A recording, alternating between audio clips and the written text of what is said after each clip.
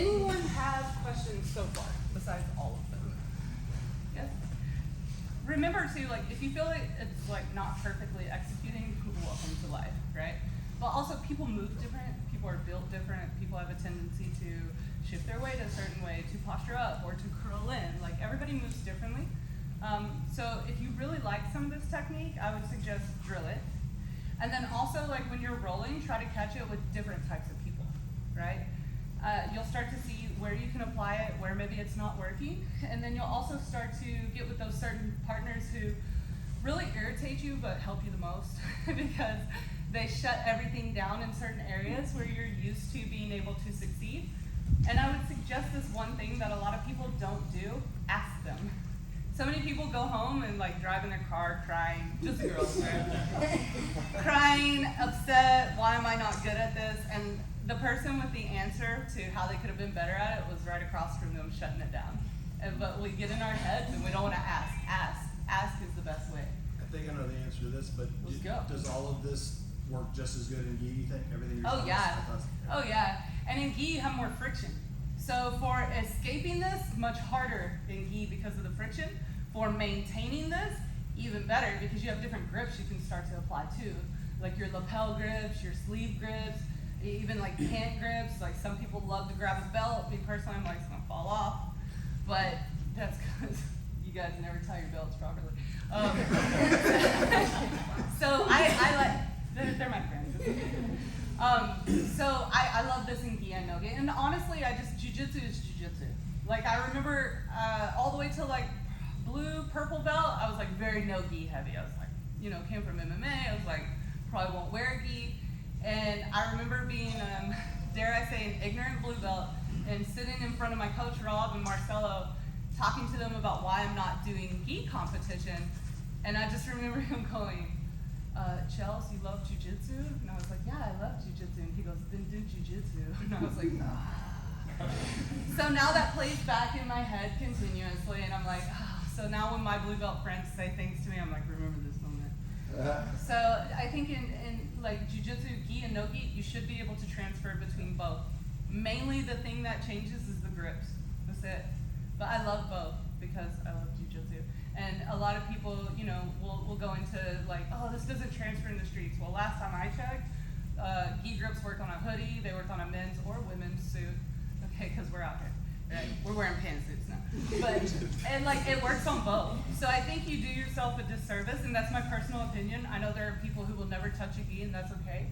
But I think you do yourself a disservice if you choose not to do gi or choose not to do no gi, because jiu-jitsu is jiu-jitsu, right? And it's like, it's always that simple answer where you go, oh, I think way too heavily about some things. And I should just do it. Like Nike, right? All right, guys, so let's get into these juicy leg locks. So the first leg lock I'm going to show you is called the exit wound. And one of my friends at MG Dallas showed this to me, and I was like, ooh, that's awesome. One, because I think we spend so much time trying to get that perfect straight ankle lock set in, and for some reason, people can really fight ankle locks forever. It's like, they don't care about their tendons and ligaments there, as long as it's not their knee, right? So this one, you don't have to choke up on it as much. It's going to feel like a calf slicer, so please use with caution. But it is absolutely legal from white belt up for my competitor friends. So like I said in the beginning, I'm just gonna touch, yes, sorry friends. She's gonna be better than all of us one day, so keep training. Got it, they're coming for us. So again, use this with caution, because when you got it, right? Also on the other side, tap early, guys. You don't wanna die, tap early, okay?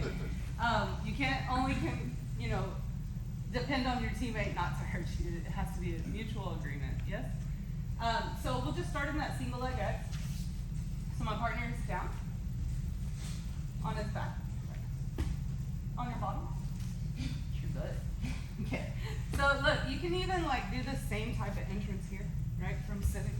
We're already in that single leg, right? Some people like to do this to annoy you. I'm one of them, yes? So it's just, again, that double leg. Bring that one leg in, that was my hip, not his, don't worry. So let's say we got to here, boom, we lock this down. So some of you guys were asking about how to open this up without losing it, right? This, it's like, I wanna crowd him as much as I can. So once we landed, go ahead and stand up so I don't confuse boom. I took him down. Look, the minute I land, I choke up on that, right? Because I definitely want to be above the knee line. And the higher I am above the knee line, the better chance I have of finishing it before he clears his knee line. Make sense? I'm really locking down on this, right? Because at this point, he's gonna start moving. He's gonna start trying to push that down, right? So I have to be very tight. When it comes to single leg X and shifting the foot over, I only allow as much space as I need to shift his foot and I take it back, right? So I'll shift my foot over and you really just kind of sneak it on over here. I allow this to open. You could even just like lay on this, go ahead and move. So annoying, right? But from here, I go ahead and reach with my opposite hand so that when I open up, just enough and then I'm crowding in on it. I'm posting in on it. This allows me to really pinch down on that leg. So now I'm just trying to solidify this leg because I'm taking this leg home no matter what he says, okay? So from here, even if he tries to move, he tries to break into it, I can still control his arms, right, everything. So from here, it's gonna be hard to get your arm in. Yes? You guys might want to stand for this one. Throwing the life bit. So it's gonna be hard to get my hand in here. So the same way that I only allow enough space to keep control, I'm gonna keep my hooks and everything, I'm gonna allow enough space to keep control. Make sense? So again, I switch and try to escape as I do this. Crowd. Make sense? From here, keeping everything tight, even my elbow on his ankle, so that as I move, right, my hip goes back, my head doesn't go back, my head comes forward. That creates that space, that also keeps all of this tight. So now if he tries to get out, I lock back in. I'm gonna make a fist here, really tight, shoulder back, and I turn into it. The reason it's called an exit wound is because unlike an ankle lock, which will start to mess with all of this, if you actually finish this, it breaks on top. Right? Beautifully named. I did not name it. I just appreciate it. So again, same beginning. Single leg X. That's a timing thing, by the way. Go back. You shift their weight here. As you lock up single leg X and he stands, boom, you take him down with it. Because he's going to be shifting his weight, it's easier to push him over, right? Again. He's here, he stands. Easier to take him down. Yeah? Curl in on this. Open. Shift and lock. I want to keep that. This is a good post. Scoot back. Enter. Tight. If it's on this side, I prefer it on this side. That way I can really seclude this leg. I make a fist, and I'm pushing through, and then I dramatically go again. Yes? So it's not like the ankle lock where you have to turn it down. Everything is strong here. I'm squeezing, and I flex forward. Now at the same time, if for whatever reason you lose that, hello. We go back to our old friend. Not for you.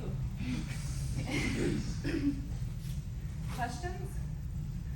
You weren't hanging on, it was just a fit, I couldn't see. I'm punching through. Everything's locked up, and then I torque into it. It's really tight, you can ask me. Plus that blade is just, it feels like a calf slicer, right? But it's not, it's legal, you know? Depending on who your rep is. You guys been through it yet? Oh, look, I try to curl in on this instead of letting him land. Switch it over, lock it in. From here, everything tight. The only thing that opens is my hips, just for a second, lock it right back up. Over here, fist, punching. You don't even have to turn.